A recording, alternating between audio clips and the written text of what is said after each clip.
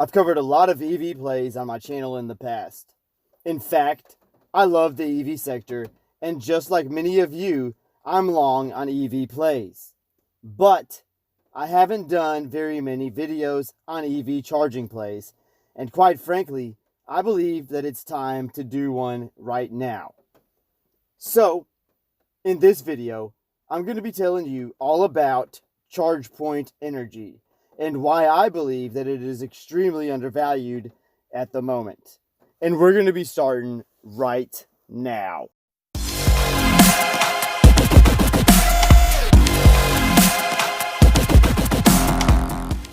Hey, what's going on? It's Pat from Top Ticker Trades. If this is your first time here and you want to learn how to grow your wealth through investing and trading stocks in the market, make sure you start right now by subscribing and tapping that bell so you never miss a thing.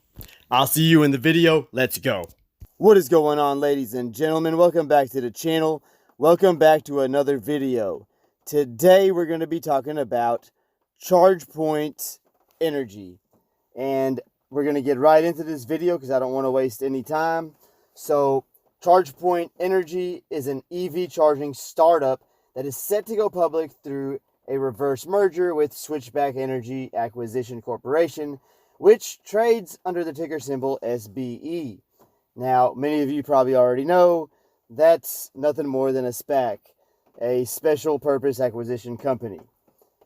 Now, in my opinion, this is one of the best, if not the best, EV charging plays that's out there right now. For one, I believe that this company is undervalued, and I also want to point out that the company expects massive revenue growth in the near term and shouldn't need any more funding before it reaches its EBITDA profitability. And that's earnings before interest, taxes, depreciation, and amortization. So the company is a leader in electric vehicle charging networks in both North America and Europe, but, and I want to make this clear, it is not expected to be profitable until 2025.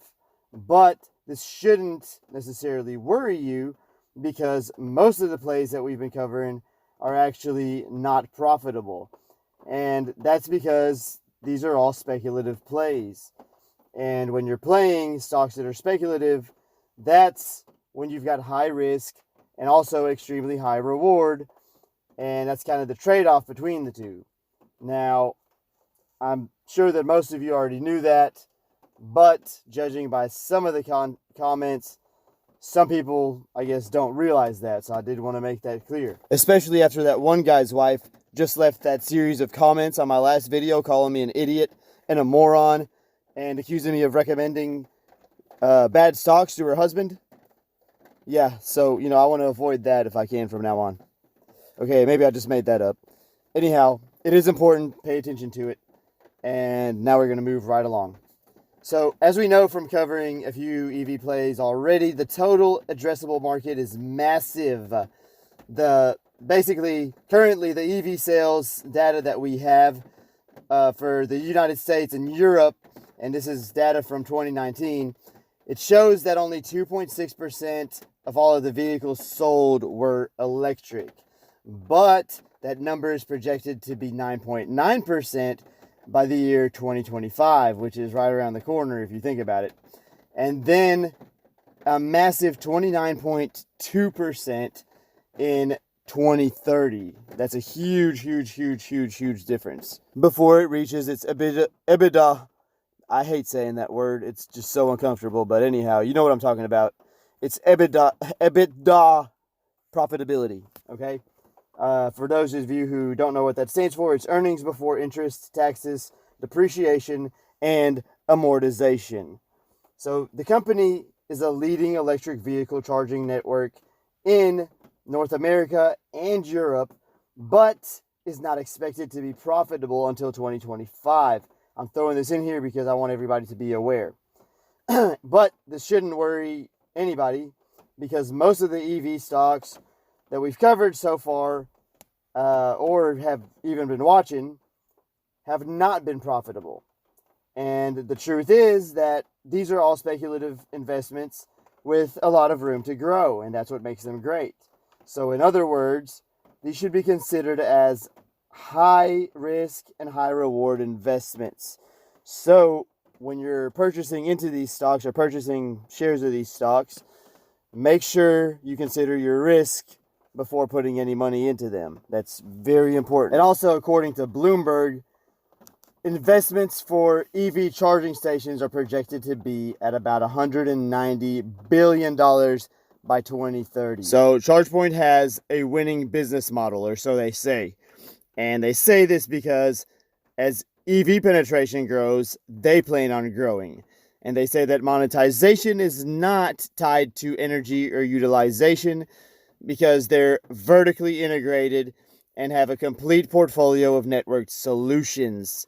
And they also have a platform technology, their platform technologies provide major advantages in fleet applications. Now, remember earlier when we discussed the numbers behind the growth of EV sales, when we said that currently the US is at like 2.6%, and by 2025 we're expected to grow to 9.9%, I believe. And then by 2030, yep, it was 2030, we're expected, or this isn't just the US, I messed up, I made a mistake. It's the US and Europe. So by 2030, we're talking about a 29.9% sales growth. So this is huge. Now I'm going to have to show you why. Now take a look at your screen and you'll see this bar chart that shows you what Chargepoint growth directly proportional to EV penetration actually means, when you're looking at it visually, So basically, they're talking about $1 billion worth of revenue at 3% EV penetration. And then they show you how many commercial ports that is, and that's 100, and my screen's really, these numbers are really tiny on my screen. I'm having to record this from my cell phone, thank you. But it looks like 120,000 commercial ports. Then at 10%, it looks like 190 or 80. I really can't tell, the numbers are small, but I promise you guys will be able to see it. So the additional tailwinds that they're talking about here, they're going to be fossil fuel bans, transit electrification dates, incentive programs, all major auto OEM brands committed to electric, and future EV cost reductions with advances in battery technology. So I'm going to go over all of that just a little bit based on other research that I've done when I've covered EV stock. There are going to be fossil fuel bans. It's already kind of started. We see it happening in California and I believe 13 or 14 other states. And it's going to continue happening. I mean, what I've learned from previous research is that it all starts with California and then trickles down to every other state over time. And we kind of have a timeline for all of that to actually, take place. I believe that'll be like the year 2040. And I just want to clarify, when I say 2040, I mean this transition will already have taken place by 2040. I don't mean that it's starting in 2040. As I said before, it's already started, and little by little new legislation will keep getting passed based on, they're kind of playing it by ear, okay? Because this is their first time doing it. They don't know exactly what to expect or what to put into this legislation. So right now, they're trying to get it all figured out, and they're passing legislation based on what they anticipate will happen and how they anticipate that this will all work.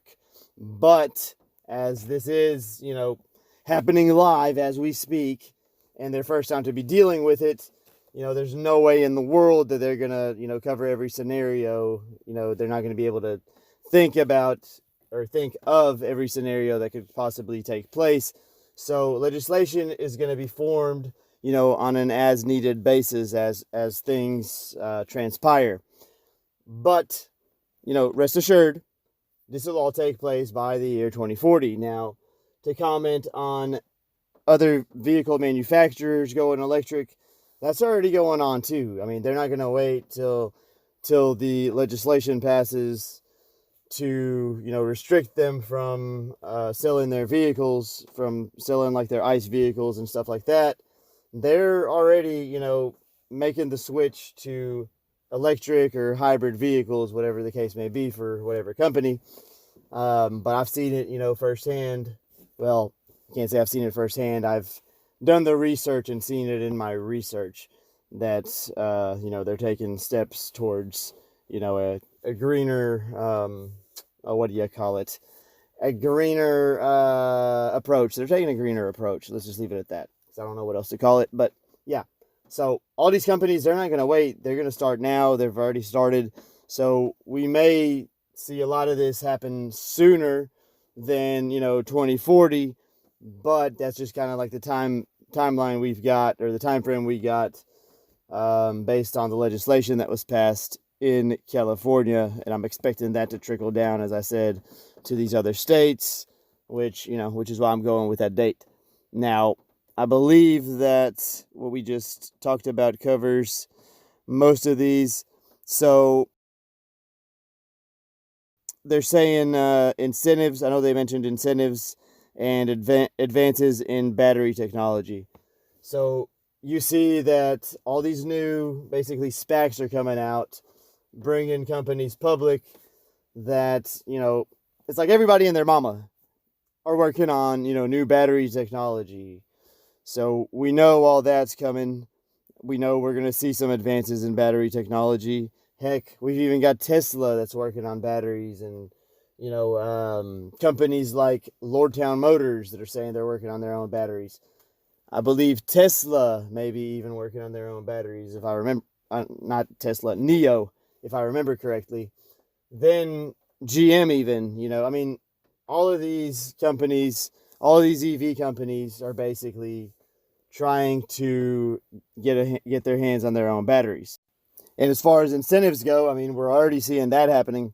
We've got incentives for companies going green, which makes a lot of sense because, I mean, the government does need to give incentives. I mean, we do need to take care of our environment, and it's, it costs these companies a lot of money to come up with these solutions, or to, for example, one example would be electrifying a fleet. I mean, it costs these companies money to replace these fleets, so they do need to be incentivized.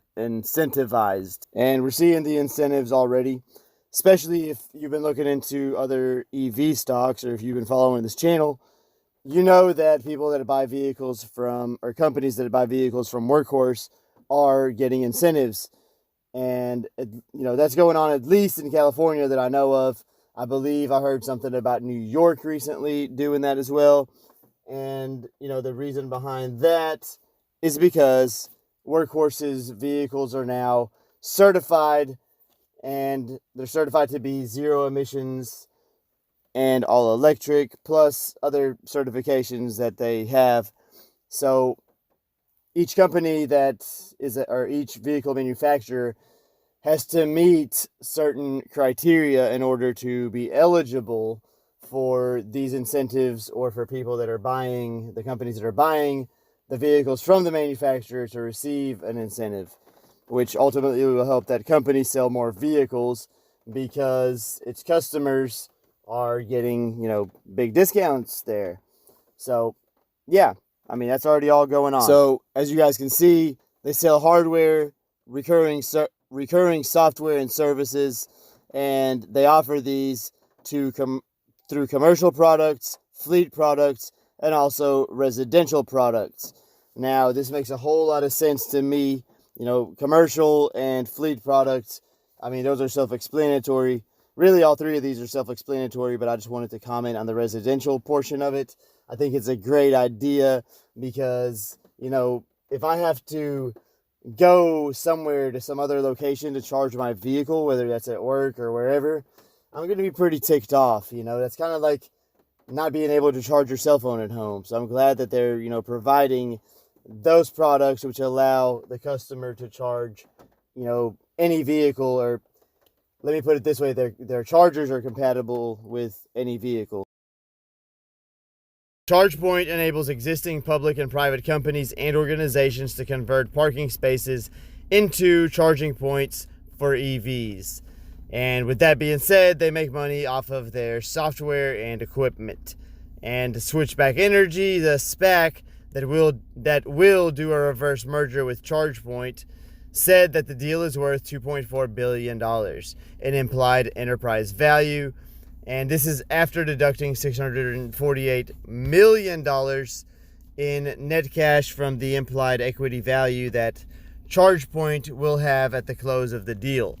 But keep in mind that the enterprise value calculation, which is market equity value less any net cash, was based on a $10 price assumption for SBE stock. And we can't use that valuation anymore as the price has gone up.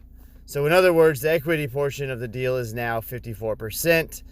And at $10 per share, the implied equity value is $3.04 billion. But with $648 million in net cash, the implied enterprise value is $2.4 billion. So as SBE stock approached $15, the implied equity value is closer to $4.6 billion.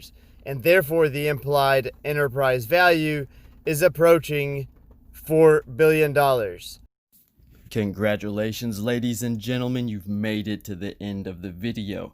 If you found this video helpful, I ask that you help this channel out by smashing that like button, as it motivates me to keep making videos just like this one every single day. If you're not a subscriber, you should consider subscribing, as I publish valuable content like this daily. You can do so from your screen right now, and if you want to check out more of my videos, you can click on the video that you'd like to see on your screen right now. Thanks for watching, and I will see you guys in the next video.